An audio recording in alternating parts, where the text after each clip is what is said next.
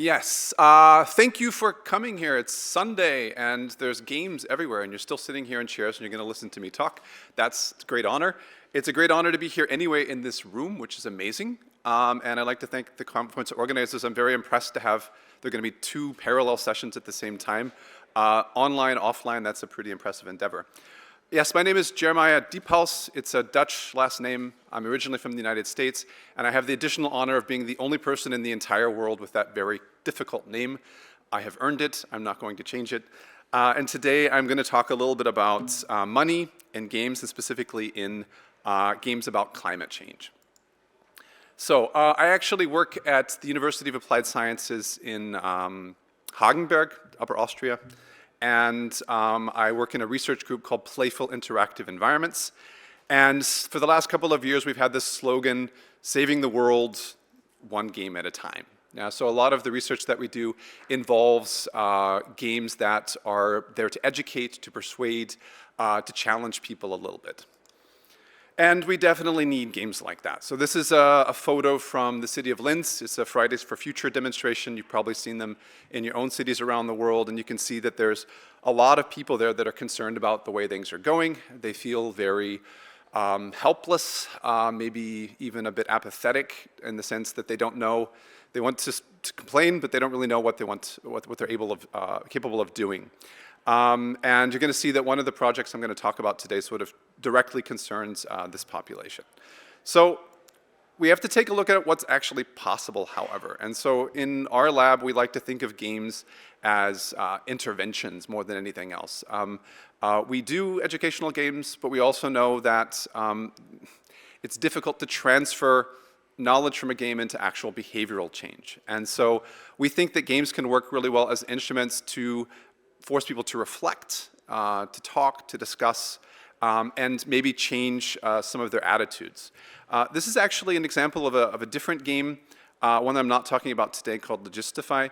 But what I like about this picture is it shows that there's something going on outside of the game. It's 2 people that are playing the game, and they're writing on the table. They're trying to optimize their gameplay by communicating with each other. And any time that I see evidence of the game outside of the game, I think I've won at least part of the battle here. So I'm going to talk about 3 games specifically. This is maybe a little bit less theoretical. I'm going to talk about 3 projects that we've worked on. And I'm going to talk about how money or an economic ideology played a role in the creation of each of them. Policity was just a prototype. HectAR is actually on the Google Play Store and the iOS Store. And there's also a Windows version and a Mac version. And Ecopolis is actually a project that we're still currently working on. So we're going to come back to these 3 projects. Now, I'm originally from the United States. I've been living in Austria for a very long time, 23 years.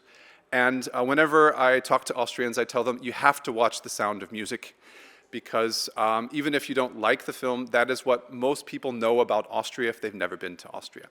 And when it comes to games about climate change and about economic ideologies, you have to know SimCity, because that's what people have seen, that's what they've played. Yeah? But it's a particular challenge, because that's what they're coming from, that's what they're thinking about, that's what they want to basically have. Yeah? And the problem is, as you probably know if you've played the game, SimCity is not really a game about sustainability. Yeah? It's a game about an economic ideology. It's about making things bigger and better and amassing amount of money and being able to sort of take control of this environment. That doesn't really fit real well with climate change. So when I say economic ideology, basically I'm talking about a system, a philosophical system that governs the access to resources. Yeah? And yeah, capitalism, socialism, those are all economic ideologies. But of course, there are variants and different implementations. And I don't even want to get into the political debate about how they might contribute specifically to climate change. But I think that we would all agree that your system of access to resources is going to have an effect on your environment. Okay, so I could have titled this talk Money and Games for Change. As you probably know, there really isn't any money in games for change. It's a bit of a joke, but I think it's actually very, very relevant that when you're developing these type of games outside of research grants, there really isn't any way to finance them. Schools don't have budgets for educational games.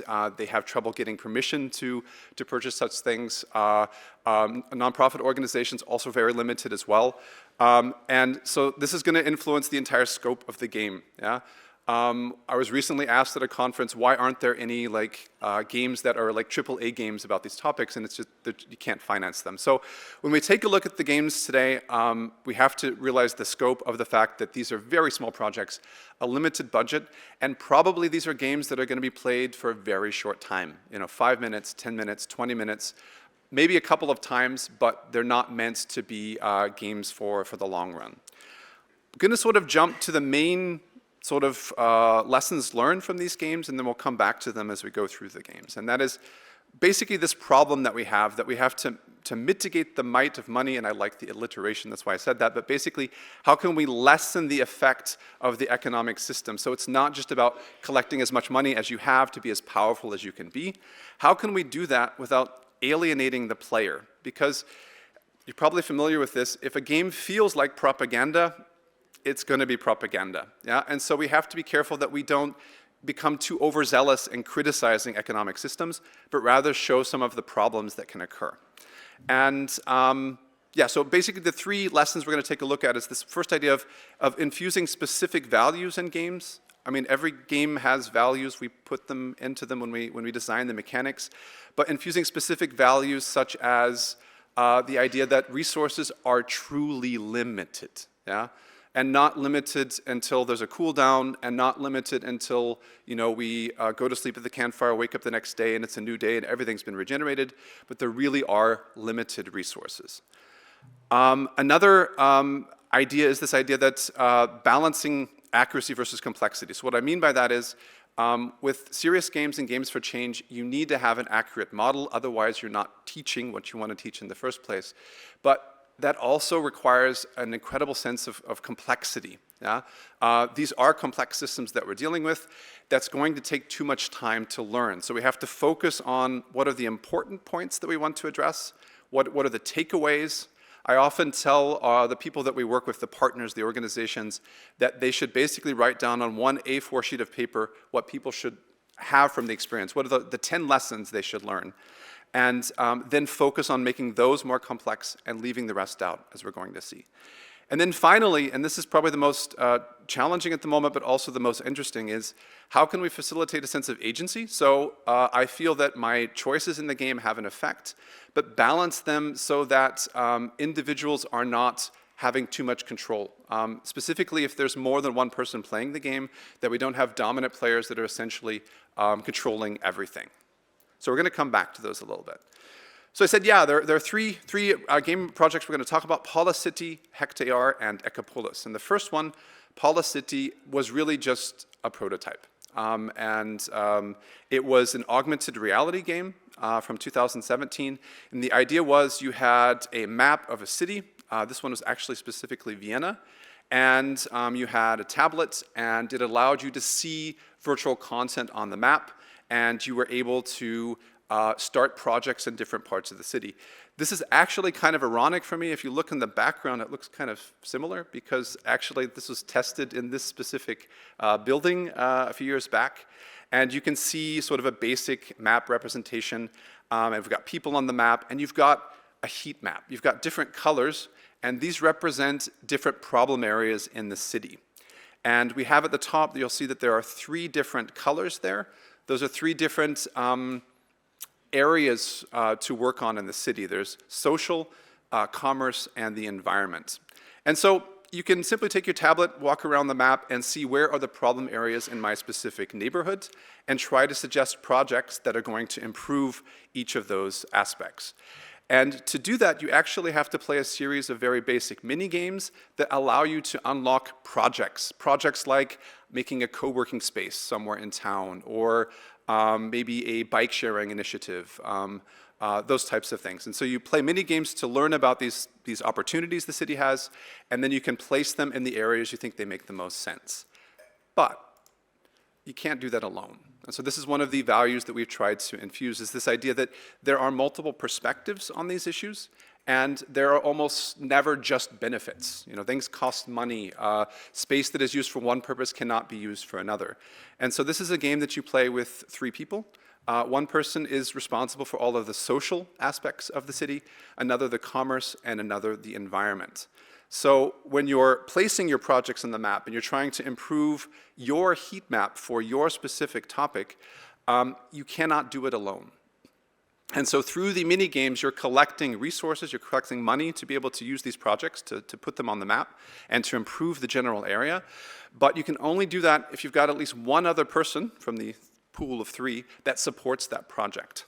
And not only that, but they can also, as you see, there's a little bit of a slider here, they can adapt it a little bit. It's a type of negotiation. You negotiate how your project is going to be implemented, where it's going to be implemented, and you have to have at least a second person that decides this is a good idea, that this is the project that we want to have for our city. And so one of the values that we've infused here is this idea that you really cannot make any progress without cooperation, without negotiation. Yeah? Otherwise, we're not going to be able to realize any of these projects. So unfortunately, this is just a prototype. We played it quite a bit. It would require a certain infrastructure to use this in schools. You need multiple tablets. You need a good Wi-Fi. And was something we did not specifically pursue. But you're going to see that some of these ideas carry over into some of the other games that we have released. So the next game is called HectAR. You might wonder, why are we doing so much with augmented reality? I'll be quite honest with you. It's because that was one of the buzzwords all of the research calls were calling for at the time. And of course, we utilize that as well. However, this is a game that can be played just as easily, just as well, without any augmented reality turned on. We wanted to make certain that was possible as well. So in HectAR, basically, you have your virtual farm. And you have a marker on the table so you can move the tablet around the table and view it from different angles. But once again, if you want to play it without a marker, you can as well. And you basically have these 3 areas you can see on the picture. You have your farm building, so to speak. You have an orchard with fruit trees. And then you have 25 hectares of space that you can basically put some crops on. The basic idea is that at the very beginning of the game, in the very first year, in the very first season, you choose 3 basic meals that are going to serve as placeholders for your 3 meals of a day. And it calculates what you need for a community in the beginning of, I think it's 25 people in the beginning. We changed that a little bit. So you can see potato soup, I need potatoes and I need some milk, and with salad I need lettuce and tomatoes and cucumbers. And this is for one individual meal. And then we calculate that for 365 days per year, and we calculate it for the size of the community to determine what you actually need to produce. And so you can see, okay, I need 6,800 kilograms of tomatoes for this community. That's a lot of tomatoes that I need to produce. And here is my field, and I can cultivate my field, I can plant my tomatoes. But all of these things require resources. They require water, they require work, they require a certain quality of the soil. And this is where another value sort of comes into play, is this idea that you cannot farm forever. Right? You can play this game for a couple of seasons, but if you don't give the soil time to rest, if you don't pay attention to water ecology, your yield is going to become less and less over time. And as you continue to play, if you're successful, your community is getting bigger over time, right? So at some point, it's going to get really, really tricky. Yeah? The problem with that type of approach is, however, well, yeah, but it's not going to be any fun. Like people want to optimize. They want to be able to deal with sort of climate change as it continues over time. And that's what I sort of forgot to mention, is that there is climate change in this game. So there are a number of climate events that can happen. The worse job you do taking care of your soil and your water ecology, the more common these events become. And what you can do is you can start making sort of upgrades that do not prevent these things from happening, but maybe will protect your yield to a certain extent. So I can use some of the money to invest in another rainwater tank, for example, and then if there's a drought, I might be able to have more yield of my individual products. Where this then also comes into play is quite possibly in the game, you don't manufacture is the wrong word, you don't produce enough of the items that you need for these individual meals. In this case, you can actually buy stuff, yeah? And you can choose to buy it regionally, you can choose to buy it internationally. Obviously, there are price differences there, but it contributes to your overall carbon footprint, yeah? The same thing goes for if you produce too much, you can sell that and get a little bit of money so that you can have your upgrades in the game. Okay. Yeah, so this game, actually, if you want to give it a try, is on the iOS and the Play Store. And what we've basically done in terms of the value here is this idea that the resources are truly limited. Yeah? If you continue to use the same crops and the same soil over time, eventually you will not be able to have enough yield to make your community happy. And the final project I'm going to talk about a little bit is the current one that we're working on. It's called Ecopolis, and has this long name, Establishing Climate-Related Opinion Voicing and Political Participation via Online Learning and Interactive Scenarios. And this is actually a website, and it's something that we're working on with the city of Linz, the Johannes Kepler University in Linz, and also Sora Meinungsforschung, so Sora Policy, Sora polling agencies also involved to a certain extent. What we want to do with this is, we saw that picture of these Fridays for Future demonstrators. We'd like to show them, hey, what is the city of Linz currently doing in terms of climate policy, and what is the science behind climate change? And so what we basically have is this website that they then go to, and there are a series of activities that all have a specific topic, like why does it get hot in the city in the summer, or what things should I be considering when I'm buying products, for example. There's all these different topics. And we have a series of mini games like Move It, Find It, Cool It, that usually have some scientific background. In the case of Cool It, for example, it's about how buildings, for example, in a city can contribute to the overall temperature in the city, and of course concrete and those types of things. In Move It, it's about basically driving a car around a map in the city, but there are different types of cars, and they have a different effect on the carbon footprint, and they result in a different sort of cost factor for the city as well. And what makes this approach a little bit different is that we're trying to promote this sense of agency versus democracy. So the very beginning of each activity, you have a type of pre-voicing. And what this basically is that you give your own opinion, sort of what you think would be a policy that makes sense without any additional information. And then after you've played the mini game, there's a type of quiz that we use, and you get points from the mini game, and you get points from the quiz as well. And these points can be used to basically choose which policy you actually want to support in the end. And so we have at the very end here, I'm sorry, this is in German, based on the class and how they voted and how much money they've been able to acquire, yeah, they can then use that, and they can support more than one policy if they want, but the policy with the most votes, the most money basically wins. And so this is the way that we're trying to sort of balance this idea of, yes, they can have agency, they can perform well in the games, they get more points, but it is relativized basically by the democracy within the classroom. Okay, so I'm getting towards the end here, at least it says I don't have that much time. So to come back to the basic ideas, how do we mitigate the might of money without alienating the player? We need to infuse specific values into mechanics, like this idea of negotiation, cooperation, the fact that resources are truly limited. We need to balance the accuracy versus the complexity. That means, yes, there needs to be a data model between all of these things that are happening, whether we're talking about how many grains of wheat we need to produce bread, but certain things like soil quality, which can be incredibly complex, we're probably going to represent that in a very abstract way.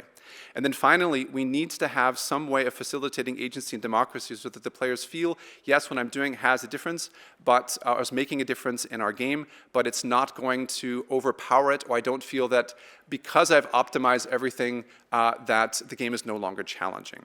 I think I'm sort of out of time, at least according to what the screen says here, and we've got some time for questions after this. Thanks for your attention. If you're interested in any of the projects, please take a look at our website, and I'll be sticking around as well for discussions afterwards. Thank you very much.